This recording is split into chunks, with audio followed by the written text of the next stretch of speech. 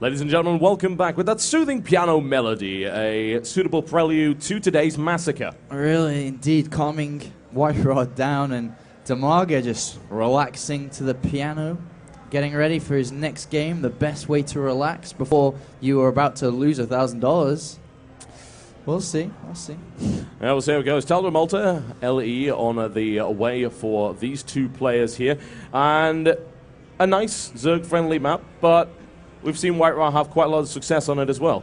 Yeah, Tal'Dorei Malta can go either way. It really does depend on how WhiteRa wants to play. If he feels that DIMAGA is being too greedy, he can very easily hit a nice timing against the drone and obviously that third hatcheries as well.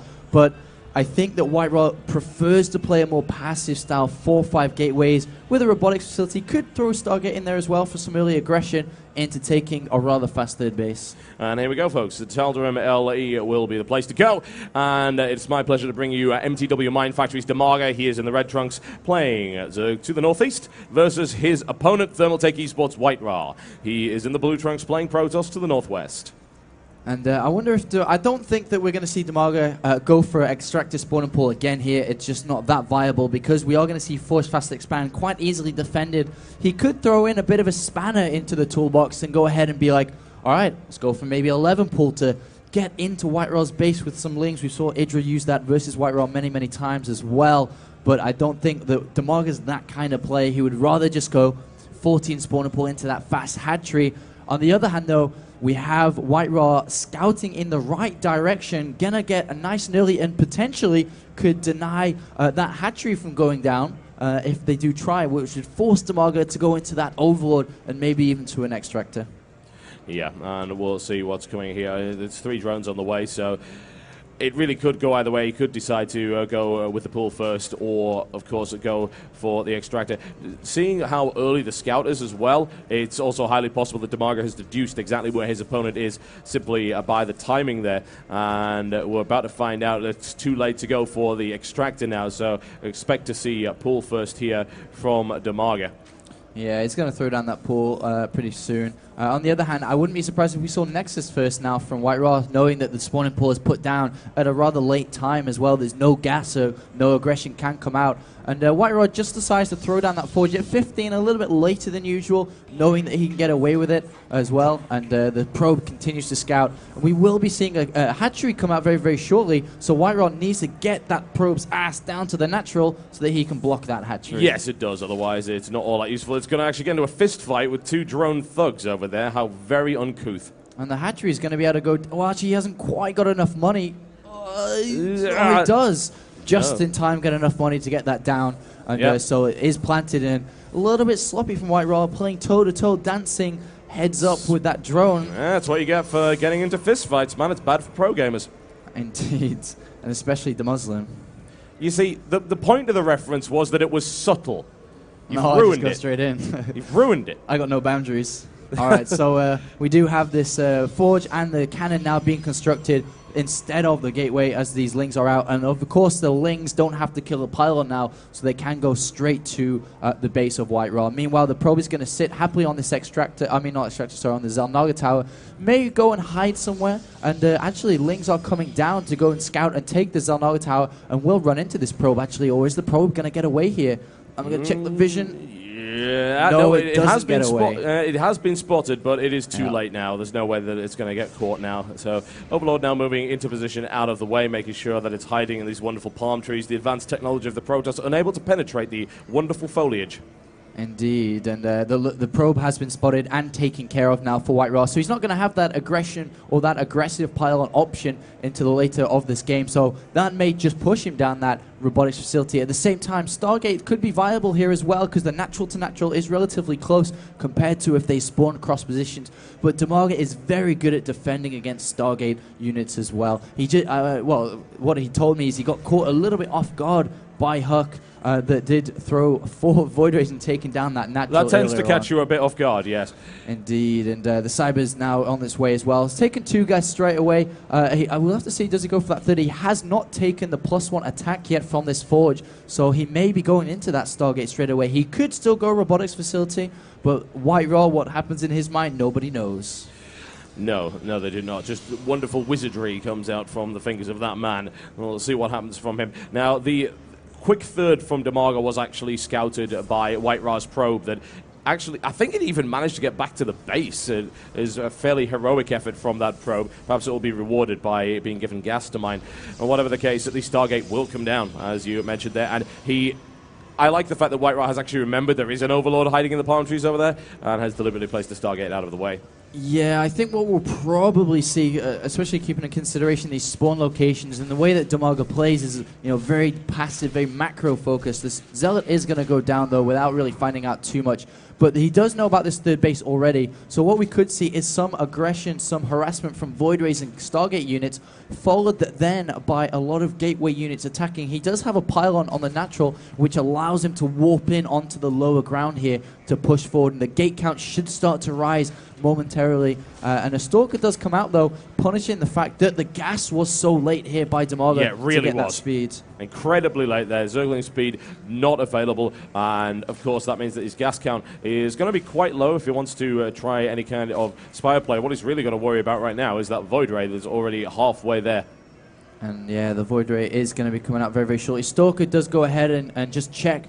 Oh, this third base sees the Queen. Just going to do a bit of harassment, but speed is about to finish for these Lings. And this Stalker is going to go down. And the Void Ray has not been revealed yet at all. I don't even think DIMAGA has seen anything yet.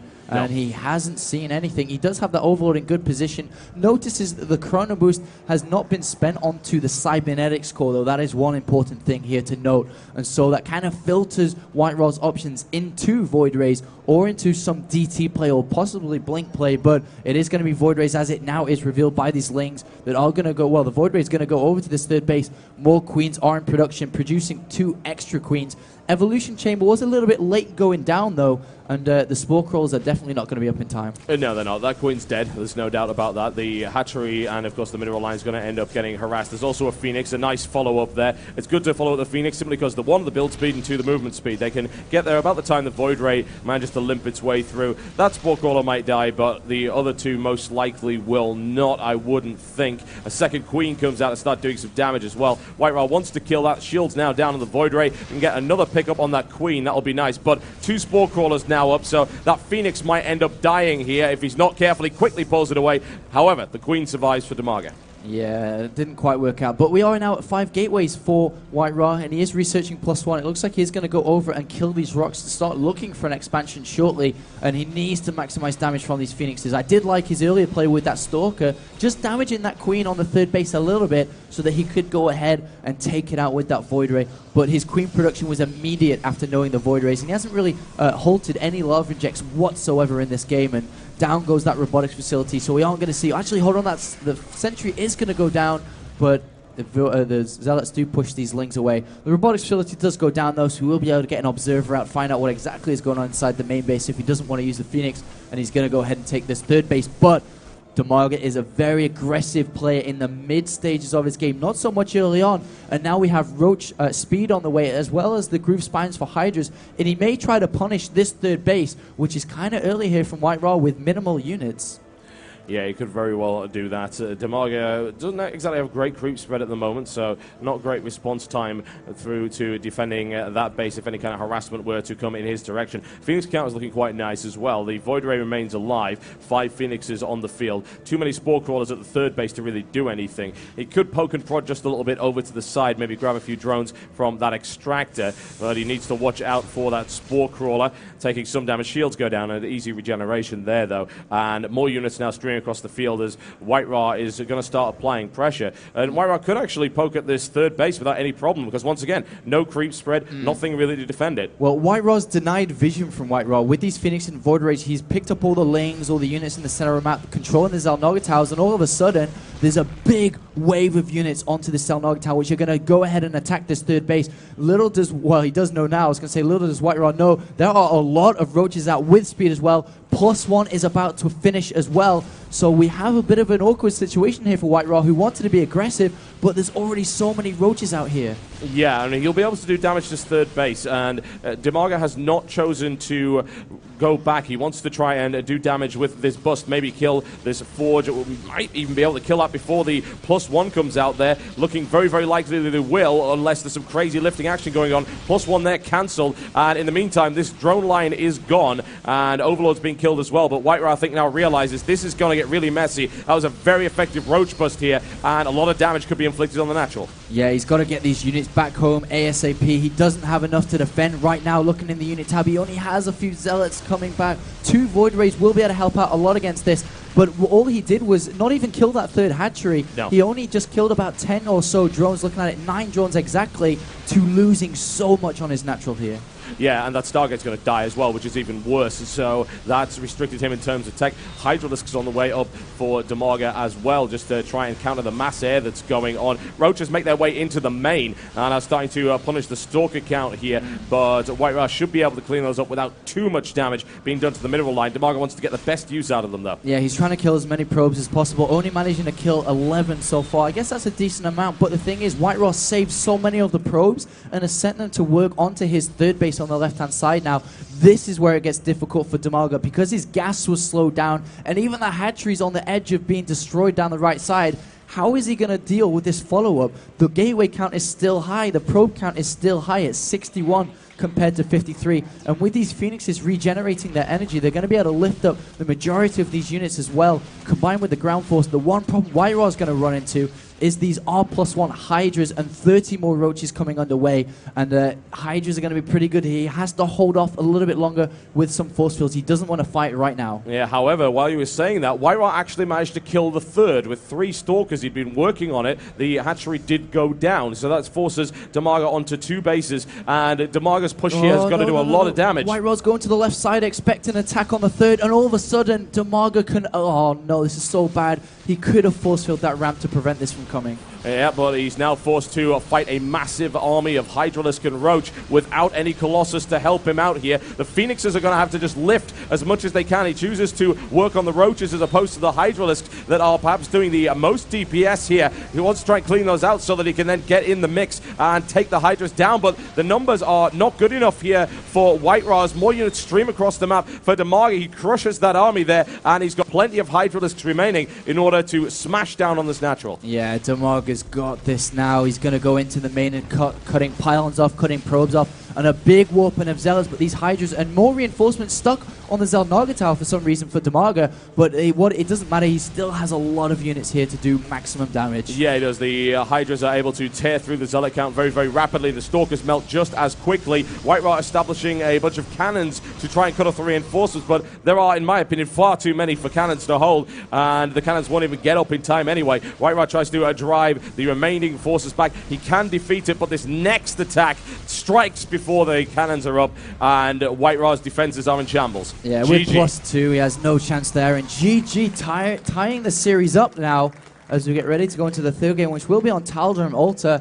and these two players playing against each other for so long. Once again, another close series. Yeah, tearing chunks out of each other as we expect it to happen, and this could go either way. WhiteRa with great form in the first game, but DIMAGA coming back with excellent execution there, just biding his time, waiting for the opportunity to get a big strike in there, catching WhiteRa out of position as well. Perhaps the most critical thing there, the force fields could have made the difference, even with a massive count of Hydralisks. Yeah, I mean, he had so many sentries and so many force fields available to him. He had 4 cannons on the third base, so he didn't really have to swing all around that side, and if he'd held his position there, he could have force-filled and even held off and kind of built cannons onto the natural as well to back up his army, and it still could have gone either way, but it obviously would have been a lot better for WhiteRa there. And it looks like we are into the next game on Terminus SE.